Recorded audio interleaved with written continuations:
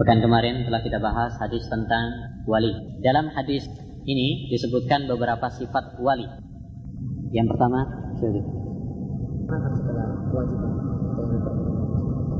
yang pertama adalah seorang wali adalah yang menjalankan kewajiban-kewajiban yang diwajibkan oleh Allah Subhanahu wa taala atas hambanya. Yang kedua, menjalankan perkara-perkara yang sunnah. Dalam hadis ini Nabi SAW mengatakan seorang hamba yang selalu melakukan amalan-amalan sunnah, maka akan dicintai oleh Allah Subhanahu wa taala. Kalau sudah dicintai, maka Allah akan menjadi pendengarannya, penglihatannya, tangannya, kakinya. Apa yang dimaksud ini?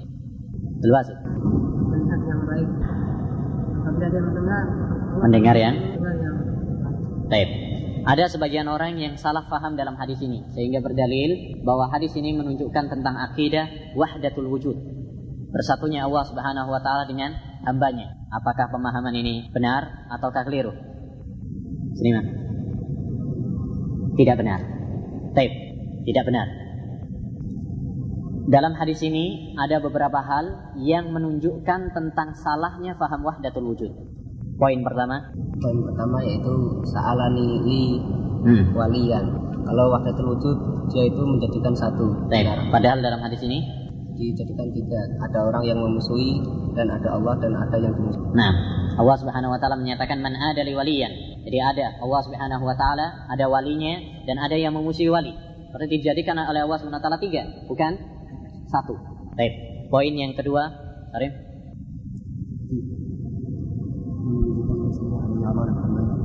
Gimana? Abdi. Nah, berarti di sana ada hamba dan di sana ada orang yang diibadai. Ada seorang yang menghamba kepada Allah Subhanahu wa taala dan ada yang hamba itu sendiri dan ada Allah Subhanahu wa taala. Ada yang lain lagi? Roni?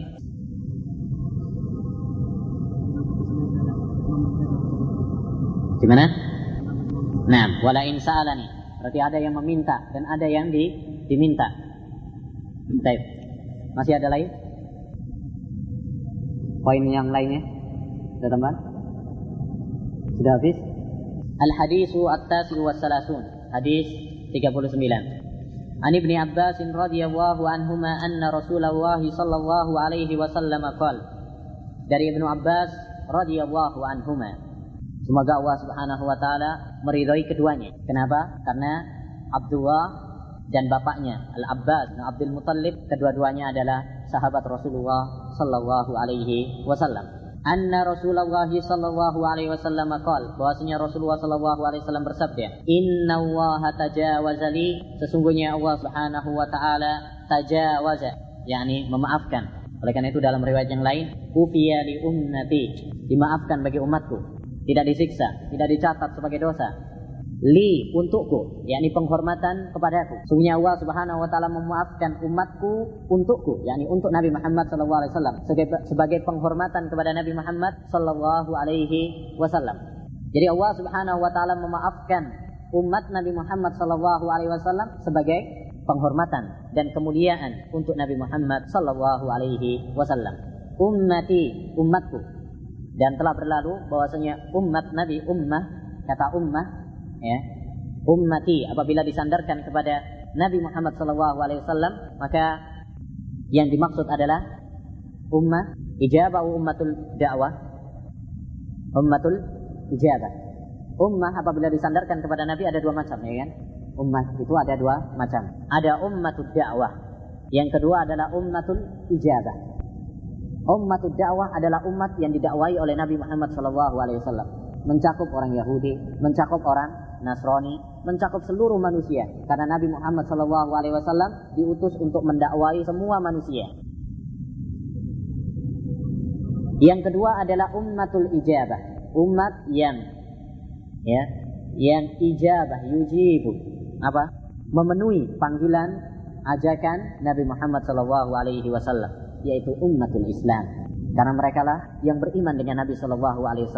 Merekalah yang menerima dakwah Nabi Muhammad sallallahu alaihi wasallam. Baik. Jadi yang dimaksud dengan hadis ini ummatul dakwah ataukah ummatul ijabah? Ummatul ijabah. Yaitu umatnya Nabi Muhammad sallallahu alaihi wasallam, yaitu umat Islam. Al-khata'a. Berarti umat-umat sebelumnya, mafhumnya ini mafhumnya umat-umat sebelumnya mereka tidak dimaafkan. Kalau mereka lupa, tetap dicatat sebagai pelanggaran. Ya, dicatat sebagai pelanggaran. Oleh karena itu ini termasuk rahmat Allah Subhanahu wa taala yang diberikan kepada umat Islam. Ya, rahmat Allah Subhanahu wa taala dan kemurahan Allah Subhanahu wa taala kepada umatnya, yaitu umatul Islam. Al-khata'a, kesalahan. Al-khata' secara bahasa ziddus shawab, lawan kata dari benar. Adapun secara istilah, khata' adalah maji'us syai'i ala qasdin yaqa'u khilafuh. Maji'us syai'i ala qasdin yaqa'u khilafuh, yaitu seseorang bermaksud melakukan sesuatu tetapi yang kena adalah sesuatu yang lain. Contoh, ada seorang misalkan ingin menembak burung, misalkan memburu. Ya. Maksudnya dia adalah burungnya. Ya. Tapi qadarullah, ternyata di belakang pohon tersebut ada seorang misalkan yang lagi duduk. Ya. Ternyata tembakan tersebut kena orang tersebut. Ini yang dimaksud dengan apa? Khata'. Seorang memaksudkan sesuatu tetapi yang kena adalah yang lain, yang tidak yang dia maksud, bukan yang dia maksud. Paham ya? Contohnya seperti tadi, seorang memaksudkan untuk menembak burung tetapi kena orang lain. Ini yang disebut dengan apa? Al-khata'. Jadi tidak sengaja. Al-khata' itu adalah perbuatan yang tidak didasari atas kesengajaan. Dan al-khata' mencakup dua macam. Ya, al-khata' mencakup dua macam. Yang pertama adalah perkataan. Yang kedua adalah perbuatan. Jadi khata' itu mencakup dua macam, perkataan dan perbuatan. Misalnya perkataan adalah atau ucapan seorang yang disebutkan oleh Nabi Muhammad SAW dalam riwayat Bukhari Muslim. Nabi menceritakan, gitu ya, ada seorang yang tengah perjalanan di padang pasir, kemudian singgah istirahat di sebuah pohon, gitu kan ya, sebuah pohon. Barang-barangnya semuanya, perlengkapannya, perbekalan safarnya berada di atas untanya. Dia safar, dia lagi istirahat, bangun ternyata apa? Untanya nggak ada. Bagaimana perasaannya? Di tengah padang pasir, perbekalannya nggak ada, hilang semuanya. Wah, sedihnya bukan main. Baik.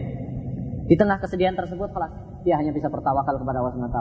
Bagaimana lagi? Mau nyari juga, ya nggak ada gunanya. Nggak tahu kemana harus mencari di tengah padang pasir ya. Akhirnya udah istirahat lagi dia. Setelah istirahat dia bangun lagi, nggak taunya apa? Untanya tadi sudah ada di depannya. Saking senengnya, gembiranya, ya, dia mengatakan apa? Allahumma anta abdi wa ana rabbuk. Ya Allah, kamu adalah hambaku, saya adalah Rabbmu. To'a, kata Nabi, min syiddatil farah. Dia keliru ngomong karena saking apa? Gembiranya. Tahu saking nggak? Sangat gembiranya. Karena sangat gembiranya sehingga terpeleset. Harusnya bagaimana? Ya Allah, kau adalah Rabbku, saya adalah hambamu. Kan gitu. Sangat gembiranya terbalik. Ya Allah, kamu adalah hambaku, saya adalah Rabbmu. Ini ucapan sebenarnya adalah ucapan kufur. Iya enggak? Mengatakan Allah adalah hambaku kan kufur. Ini seperti perkataan Fir'aun, ana rabbukumul a'la. Tetapi karena dia keliru, ya, khata', maka tidak dianggap sebagai dosa. Diampuni oleh Allah Subhanahu wa taala. Paham ya? Ini salah satu contoh perkataan yang khata' dari segi apa? Ucapan. Demikian juga kita kadang seorang itu ya, tidak terkontrol gitu ya, pengennya ngomong yang benar tetapi terpeleset. Ya, terpeleset. Maka ini apa? Dimaafkan oleh Allah Subhanahu wa taala dan ini masuk di dalam hadis ini. Innallaha tajawaza li an ummati al-khata'. Baik, yang kedua adalah perbuatan. Ya, perbuatan ini juga apa? Dimaafkan oleh Allah Subhanahu wa taala. Tidak dicatat sebagai dosa.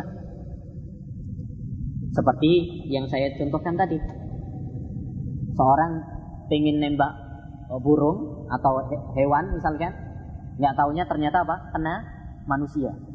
Aslinya membunuh manusia hukumnya adalah haram, dosa besar. Tetapi karena tidak sengaja, maka apa? Tidak berdosa. Tidak berdosa. Paham ini ya? Baik. Kemudian, jadi Allah Subhanahu wa taala memaafkan al-khata'. kesalahan, perbuatan yang dilakukan tidak didasari atas kesengajaan. Dan ini telah dinaskan oleh Allah Subhanahu wa taala dalam Al-Qur'annya. Allah Subhanahu wa taala berfirman, "Rabbana la tu'akhidna in nasina aw akhtana." Ya Allah, janganlah Engkau siksa kami apabila kami lupa atau keliru. Khata, salah, tidak sengaja. Dalam riwayat Nasa'i dan Tirmidzi, dalam hadis qudsi, Nabi SAW mengkabarkan bahwa Allah Subhanahu wa taala berfirman tentang ayat ini, "Qad fa'altu." Saya telah mengabulkan. Jadi doa tadi Rabbana la tu'akhidna dikabulkan oleh Allah Subhanahu wa taala. Yani Allah tidak menyiksa perbuatan seseorang apabila dia lupa atau keliru, tidak sengaja. Baik, tetapi di sini perlu diketahui bahwa kesalahan ditinjau dari hukuman yang dibangun di atas kesalahan tersebut terbagi menjadi dua.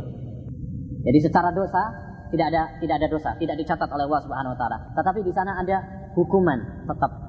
Ya. Kapan? Dan itu yang akan kita bahas. Kesalahan ikhwani terbagi menjadi dua dalam masalah hukumannya. Yang pertama adalah kesalahan dalam masalah hak Allah Subhanahu wa taala. Dalam masalah hak Allah Subhanahu wa ta'ala. Misalkan dalam masalah ibadah gitu ya. Maka hal ini adalah diampuni, tidak ada dosa dan tidak ada hukuman. Tidak ada hukuman juga. Karena ini berkaitan dengan ibadah kepada Allah Subhanahu wa ta'ala. Perbuatan antara seorang hamba dengan Allah Subhanahu wa ta'ala seperti dalam masalah-masalah ibadah, maka diampuni dan tidak ada hukuman bagi dia. Tidak harus membayar misalkan, tidak ada. Contohnya misalkan apabila seorang dalam safar mau sholat harus menghadap kiblat. Betul apa enggak? Dia sudah berusaha untuk menghadap kiblat. Mana ini kiblatnya ini? Ya kan?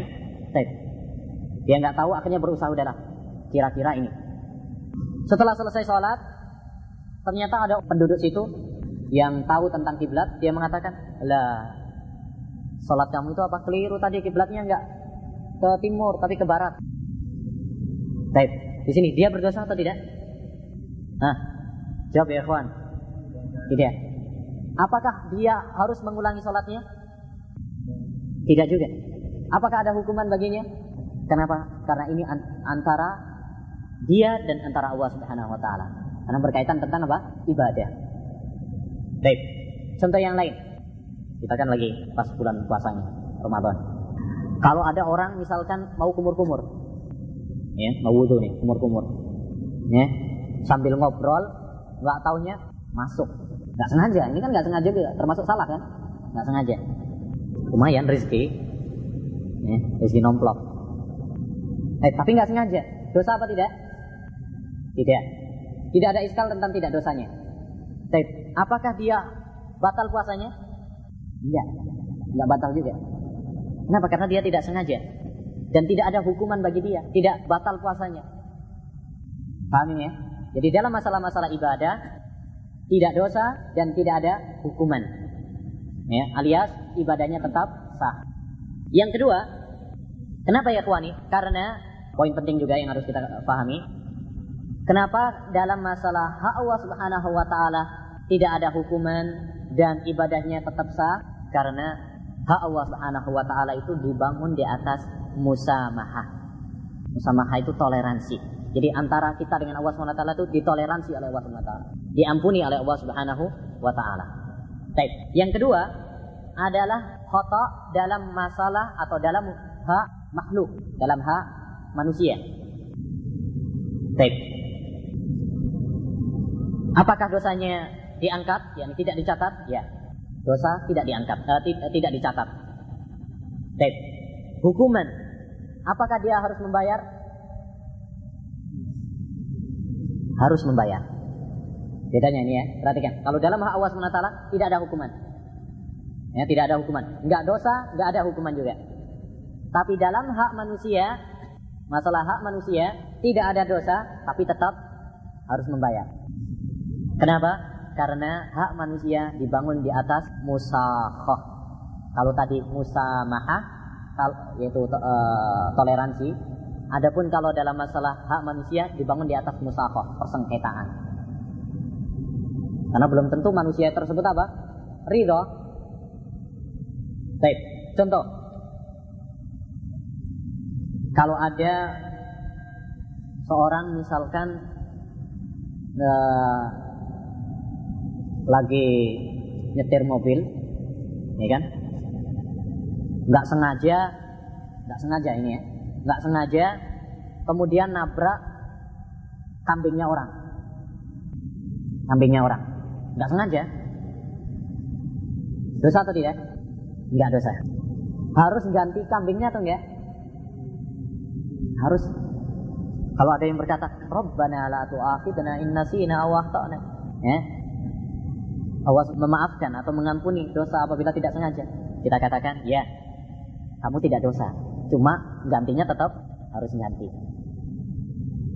Paham ini ya? Baik, jadi dalam masalah manusia, hak yang berkaitan dengan manusia, tidak ada dosa, tapi tetap harus membayar, entah denda atau doman, ganti, gitu ya. Oleh karena itu, perhatikan dalam masalah pembunuhan. Dalam Islam, membunuh secara tidak sengaja, sekalipun tidak berdosa, tetapi kena apa? Kena denda, kena diat. Berapa diatnya? 100 unta.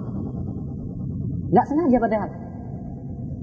Ini karena apa? Karena berkaitan tentang hak manusia. Berbeda tadi, yang pertama yaitu hak Allah Subhanahu wa taala, itu dibangun di atas toleransi. Baik. Jelas ini atau perlu contoh lagi? Baik. Contoh lagi misalkan ini Ari misalkan, ya. Tidak sengaja. Katanya pas lagi main bola, main-main, katanya kena kaca orang. Enggak sengaja kena kaca orang. Dosa atau tidak? Itu enggak dosa. Tapi harus ganti kaca tersebut apa enggak? Harus. Ya, betul enggak dosa, tapi ganti kaca rumah mahal sekarang. Betul apa enggak? Betul. Jadi masalah dosa baik dalam hak Allah dan hak manusia tidak ada dosa, tidak dicatat sebagai dosa. Tapi kalau dalam masalah denda, dalam hak Allah SWT tidak ada denda. Karena hak Allah SWT dibangun di atas toleransi. Jadi alias ibadahnya tetap apa? Sah. Tapi dalam masalah hak manusia maka harus apa? Mengganti denda. Karena hak manusia dibangun di atas persengketaan. Baik. Jelas ini ya? Kita lanjutkan. Al-khata' wan nisyan. An-nisyan secara bahasa lawan kata dari ingat. Ziddul hifdz. Lawan kata dari ingat. Adapun secara istilah dikatakan oleh Ibnu Rajab, yaitu ayyakuna dzakiran li syai'in fayansahu indal fi'l. Seorang yang pernah ingat tapi kemudian apa? Lupa. Pernah ingat kemudian apa? Lupa. Jadi yang namanya lupa itu sebelumnya apa? Ingat dulu. Pernah ingat kemudian apa? Lupa. Jadi misalkan dulu pernah hafal Quran, tapi karena jarang di murojaah akhirnya apa? Banyak yang hilang, itu namanya apa? Lupa. Kalau belum pernah hafal sebelumnya, waduh lupa saya, hafalan saya lupa. Emangnya dulu pernah hafal? Enggak pernah hafal dinamakan lupa. Ini bukan namanya apa? Lupa. Jadi yang namanya lupa yaitu kalau sudah pernah hafal sebelumnya. Baik. Lupa ini juga dimaafkan oleh Allah Subhanahu wa taala. Tidak disiksa oleh Allah Subhanahu wa taala, tidak dicatat sebagai dosa. Dan ini termasuk rahmat Allah Subhanahu wa taala. Karena manusia tidak lepas dari apa? Lupa. Bahkan Nabi kita Muhammad SAW sendiri juga pernah lupa. Demikian juga bapak kita. Siapa? Adam alaihi salam juga lupa. Oleh karena itu dalam salah satu bait dikatakan, sekalipun fihi nazar, wa ma summiyal insanu illa linisyanihi, dalam sebuah lafaz seperti itu. Ya, tidaklah manusia itu disebut manusia kecuali karena dia lupa. Dalam lafaz yang lainnya, wa ma summiyal insanu illa liinsihi. Tapi ada lafaz linisyanihi, karena dia lupa. Walhasil bahwasanya manusia adalah tempatnya lupa, dan itu adalah satu kenyataan. Dan termasuk rahmat Allah Subhanahu wa taala adalah menjadikan manusia ini kadang lupa, kadang ingat. Imam Ibnul Qayyim rahimahullahu taala dalam kitab Miftah Darus Sa'adah, beliau menjelaskan tentang hikmahnya. Kenapa Allah Subhanahu wa taala menjadikan manusia itu kadang lupa, kadang ingat. Kata beliau, kalau seandainya manusia itu lupa terus, misalkan sifatnya lupa terus, hancur dunia ini. Dikit-dikit lupa, dikit-dikit lupa. Janjian lupa, mau sholat lupa, hancur. Betul apa enggak? Betul apa enggak? Ngaku aja deh. Baik. Dan kalau ingat terus, seandainya manusia ini ingat terus, ini juga apa? Repot juga.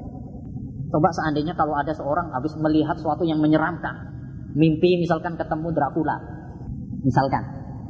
Terus kita diberi apa? Gak pernah lupa sama sekali. Apa yang terjadi? Waduh, ingat itu terus misalkan. Atau kita menyaksikan satu tabrakan atau kejadian gitu yang mengerikan, ya. Terus tidak lupa kita.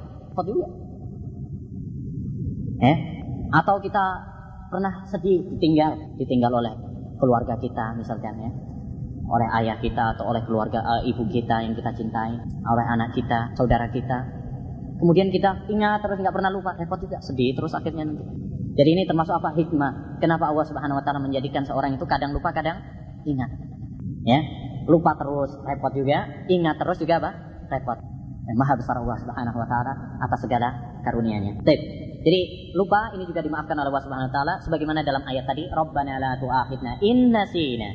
Demikian juga dalam hadis yang mulia ini.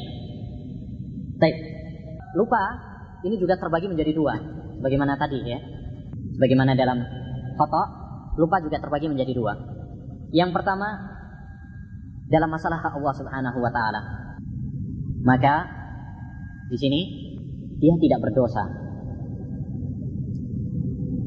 Dan sah atau tidak ibadahnya? Tetap sah. Tetapi dia harus memperbaiki ibadah tersebut. Tidak ada hukuman baginya, tetapi dia harus memperbaiki ibadah tersebut. Contohnya, kalau orang, kita contohkan Ramadan, karena sekarang Ramadan, ya. Ramadan, seorang yang berpuasa dilarang untuk makan dan minum. Tapi dia namanya orang, kadang apa? Lupa.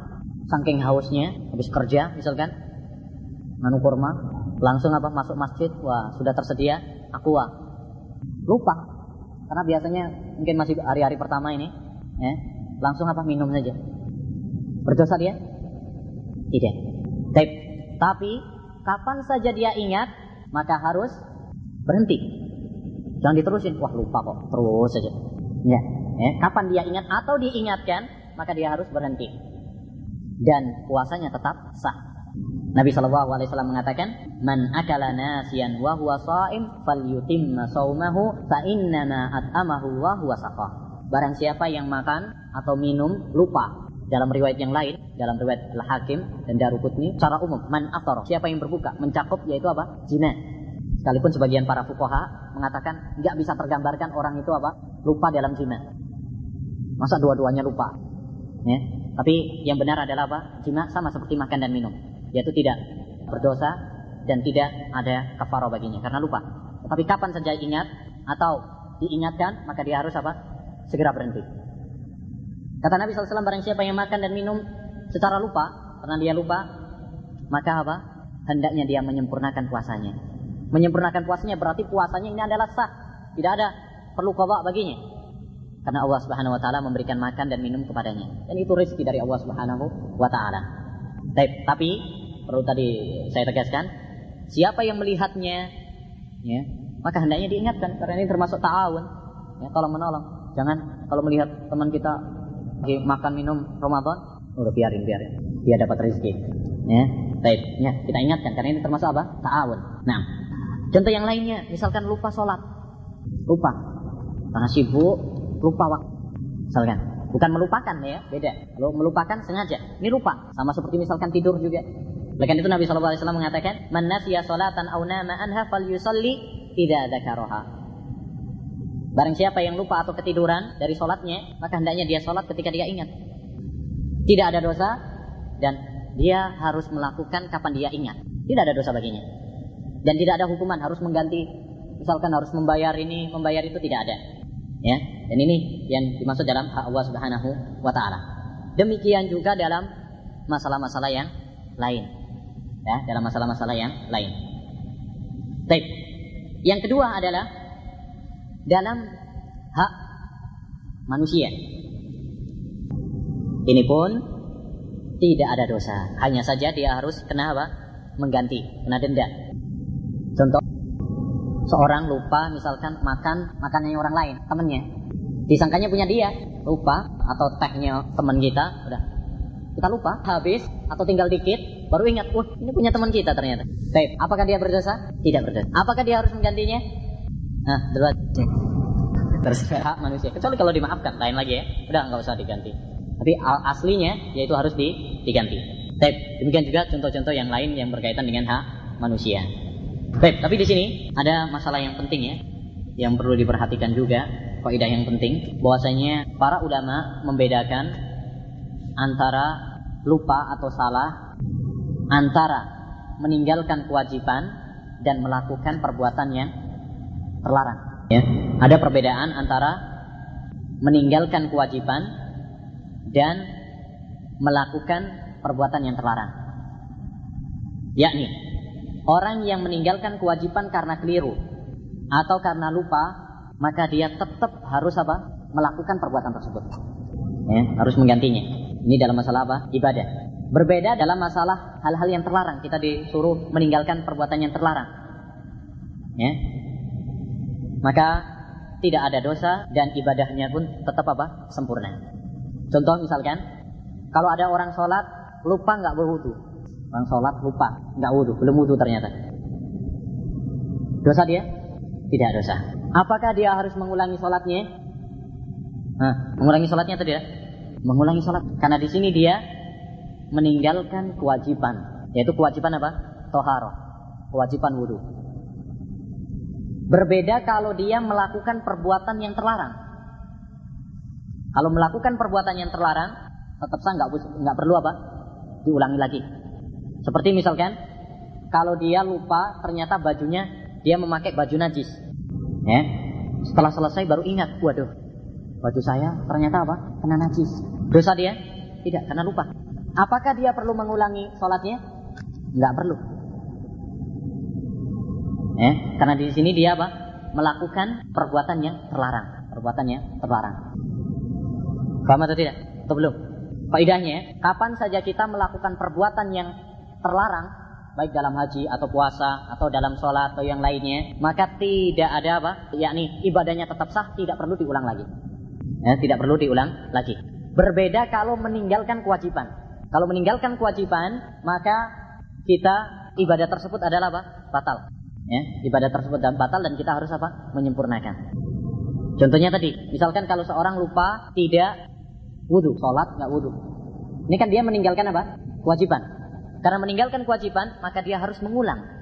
Berbeda tatkala seorang tadi yang lupa makan minum tatkala puasa atau lupa memakai baju najis tatkala dia sholat. Di sini tidak perlu untuk mengulang sholatnya. Kenapa? Karena dia melakukan perbuatan yang terlarang. Jadi ada perbedaan antara meninggalkan kewajiban sama melakukan yang haram. Kalau melakukan kewajiban, ya, dia harus ibadahnya batal, harus mengulang. Kecuali dalam haji itu lain lagi urusannya. Berbeda dengan apabila dia melakukan perbuatan yang terlarang. Maka di sini apa? Ibadahnya tetap sah. Paham atau tidak? Nggak paham? Diulang lagi nanti. Baik. Yang terakhir, Nabi SAW mengatakan wa mastukrihu alaih, yang dipaksa. Di al-ikrah. Al-ikrah, ya, ini juga dimaafkan oleh Allah Subhanahu wa taala. Apa al-ikrah itu?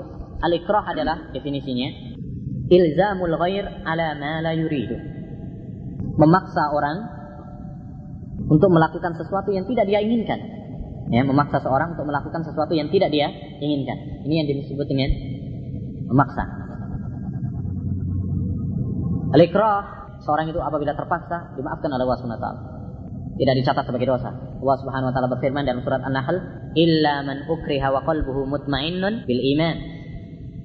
kecuali seorang yang dipaksa sedangkan hatinya tenang, tentram di atas keimanan. Yang seperti Ammar bin Yasir yang dipaksa untuk mengucapkan kalimat kufur tetapi hatinya tetap apa? Iman. Baik. Dalil yang lainnya adalah hadis ini, wa mastukrihu alaih. Dalam hadis yang lainnya Nabi sallallahu alaihi wasallam mengatakan la talaqa wa la itaqa fi ihlaq. La talaqa wa la itaqa fi ihlaq. Tidak ada talak dan tidak ada pembebasan budak ketika seorang itu dipaksa. Maksudnya tidak jatuh talaknya. Misalkan kalau ada seorang dipaksa untuk menceraikan istrinya, ceraikan istrimu. Kalau enggak saya bunuh kamu. Akhirnya karena takut dia bilang saya ceraikan istriku. Jatuh apa tidak perceraiannya? Tidak. Karena dia menjatuhkan tersebut karena terpaksa. Tidak ada hukumnya. Itu yang dimaksud dengan hadis Nabi sallallahu alaihi wasallam, la talaqa wa la itaqa fi ihlaq. Demikian juga itaq. Jadi kalau seorang memiliki budak misalkan, dipaksa untuk membedakan budak tersebut, merdekakan budak tersebut. Kalau tidak, kamu saya bunuh. Akhirnya dia bebas, dia merdeka. Ini pun tidak jatuh. Kenapa? Karena dia terpaksa. Baik. Pembahasan yang selanjutnya, al-ikrah ya ikhwani terbagi menjadi dua. Ya, terbagi menjadi dua. Ada al-ikrahul mulji', pemaksaan yang tidak bisa dihindahkan, yang harus. Ya. Yang kedua adalah pemaksaan yang masih bisa cari jalan keluarnya, masih ada jalan keluarnya, masih bisa hilahnya. Baik. Poin yang pertama, ya, atau bagian yang pertama yaitu pemaksaan yang pokoknya harus. Jadi seorang yang dipaksa ini nggak ada kekuatan yang lain kecuali apa? Harus memenuhi keinginannya. Ya, seperti misalkan kalau seorang dipegangin, ya, dipegangin oleh beberapa orang misalkan, dipaksa untuk minum khamr, atau kalau pas bulan Ramadan dipaksa untuk berbuka, pegangin semuanya, dimasukin. Udah dia nggak ada kekuatan untuk menolak. Ya, ini yang dimaksud dengan ikrahul mulji'. Baik. Yang kedua adalah pemaksaan yang ghairul mulji'. Seorang ini masih bisa apa? Cari cara yang lain untuk menghindar. Ya, untuk menghindar. Masih ada pilihan. Ya, misalkan kalau seorang diancam misalkan kamu harus menceraikan istrimu. Kalau tidak, sebulan lagi saya akan bunuh. Ini mulji' atau ghairul mulji'? Hah? Ghairul mulji', karena masih ada senggang waktu sebulan, masih bisa bernafas.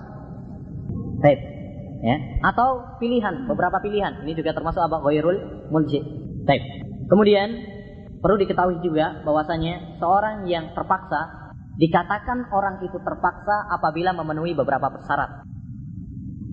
Yang pertama, seorang yang memaksa harus mampu untuk melakukan ancamannya. Ya, untuk melakukan ancamannya. Paham ini ya? Jadi yang mengancam ini harus betul-betul mampu menunaikan ancamannya. Ada sebagian orang cuma sekedar apa? Ancaman saja. Dia nggak mampu untuk melakukannya. Maka ini nggak dianggap terpaksa. Misalkan kalau seorang istri mengancam suaminya, ya, mengancam suaminya untuk melakukan perbuatan, misalkan mencurilah kamu, kalau tidak saya cerai kamu. Ini ancaman atau tidak? Gimana Pak Seniman? Sering ngancam, Mas mencuri ayamnya tetangga, kalau enggak saya cerai ya sampean. Gimana? Bukan ancaman. Kenapa? Karena perceraian bukan di tangan istri. Dia tidak mampu untuk melakukan ancamannya. Baik. Yang kedua, harus ada yakin atau ghalabatud dzan, ya. Kita betul-betul yakin atau minimal ghalabatud dzan bahwasanya orang yang mengancam tersebut adalah serius akan menunaikan ancamannya. Bukan hanya sekedar basa-basi. Bukan hanya sekedar ancaman saja. Kadang orang itu cuma mengancam tapi gertakan saja. Cuma gertakan saja. Dia nggak akan berani untuk betul-betul melaksanakan ancamannya, nggak mungkin. Misalkan, kalau ada kita ghalabatud dzan bahwasanya dia tidak mungkin melakukan ancaman tersebut, maka ini tidak disebut mengancam. Tidak termasuk terpaksa. Baik. 3, ancaman tersebut adalah ancaman bi ghairi haq, ya, tanpa alasan yang benar. Hal ini untuk mengeluarkan ancaman yang benar. Sebagian dalam Islam ada beberapa ancaman itu benar. Misalkan kalau seorang hakim mengancam orang yang punya utang, misalkan untuk menjual barangnya. Ya, jual barangmu untuk membayar utang misalkan. Kalau tidak, saya akan sita. Hakim ya, mengatakan misalkan seorang punya utang banyak. Ya, banyak orang diutangi sama dia nggak bisa bayar. Hakim mengancam kepada dia. Udah, kamu jual barang-barang kamu ini untuk membayar hutang kamu, atau kalau tidak saya sita. Ini adalah ancamannya yang benar. Baik. Ancaman yang tidak benar seperti ancaman untuk melakukan kemaksiatan dan yang lain-lain. Baik. Yang ke berapa? Yang keempat, ancaman tersebut adalah ancaman yang ajil, ya, yang seketika itu juga. Ya, enggak ditunda beberapa bulan depannya atau beberapa waktu yang depan. Baik. Seorang yang terpaksa, ya ikhwani, sama saja ya, terbagi menjadi dua macam. Pemaksaan ini terbagi menjadi dua macam. Yang pertama adalah dalam perkataan, yang kedua dalam perbuatan. Dalam ucapan, ya, misalkan seorang diancam untuk mengucapkan ucapan kufur. Seperti siapa tadi?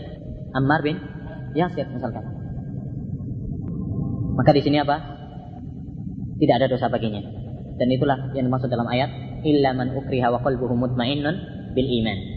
Ya, jadi seorang dipaksa untuk mengucapkan ucapan ini juga termasuk apa? Yang dimaafkan oleh Allah Subhanahu wa taala. Yang kedua, pemaksaan dalam perbuatan. Pemaksaan dalam perbuatan.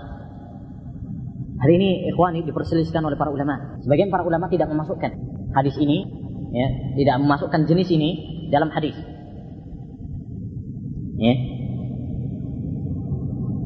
Tetapi yang benar yaitu madhab jumhur ulama bahwasanya seorang apabila dipaksa untuk melakukan perbuatan ini juga apa? Dimaafkan oleh Allah Subhanahu wa taala dan tidak dosa. Hanya dalam satu yang itu sepakat para ulama, yaitu apabila seseorang dipaksa untuk membunuh orang lain. Para ulama bersepakat bahwasanya tidak boleh sekalipun dipaksa. Contoh, ada seorang misalkan diancam, ya, kamu ada dua kemungkinan. Kamu bunuh dia, misalkan ini ya, si A mengatakan kepada B, ya, bunuhlah si C. Kalau tidak, kamu saya yang bunuh. Ya, bunuhlah si C, wahai si B. Kalau tidak, saya akan bunuh kamu. Atau bunuhlah si C, kalau tidak, anakmu yang saya bunuh. Sini para ulama sepakat bahwasanya seperti ini tidak boleh, sekalipun dipaksa. Kenapa? Karena bagaimana mungkin kamu akan membunuh seorang untuk nyawa yang sama, yakni nyawa si C sama si B semuanya sama di sisi Allah Subhanahu wa taala. Ya. Jadi tidak diperbolehkan. Oleh karena para ulama bersepakat tentang masalah ini tidak diperbolehkan.